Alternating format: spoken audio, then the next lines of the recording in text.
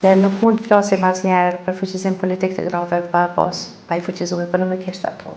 Edhe në shëndetësi, edhe në arsim, edhe në ekonomi.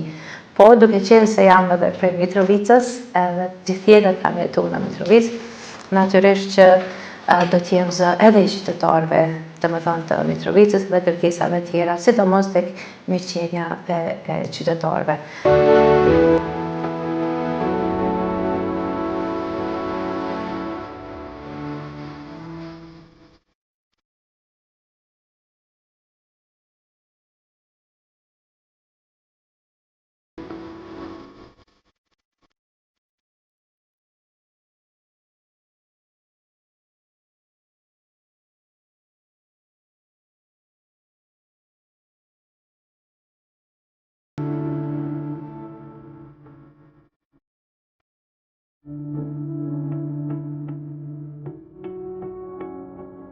Janë programet lehtësirat tatimore fillimisht, që reformat fiskale që kanë u bë komplet në zhvillimin e qëndrueshëm ekonomik, po tek bizneset që edhe udhëhiqen prej grave, kanë pas mundësi përkrahjes përmes subvencioneve edhe granteve.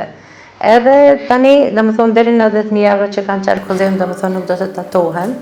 Ka me qenë shumë lehtë me fillu biznesin, e nëse dojmë me zgjeru mas një kohë, 30% kanë me marrë prej shtetit, subvencion që kanë me mujtë me urrit. Fuqizu strehimoret, edhe mos me i bo në një farë forme si kur lypse fatkesisht që shka ndodhë, po ato mja mundësu kushtet që me trajtu viktimen, nësë me o traumatizu 2 herë, po mja u lehtësu, edhe në tjetër anë, me punu edhe me drejtësi që gjitha ta dënuesit që mos të lëshohen si kur deri tash në procedurë të rregullta, po t'jenë mosat e nevojshme. Kjo bjen që duhet ta mandem disa ligjeve.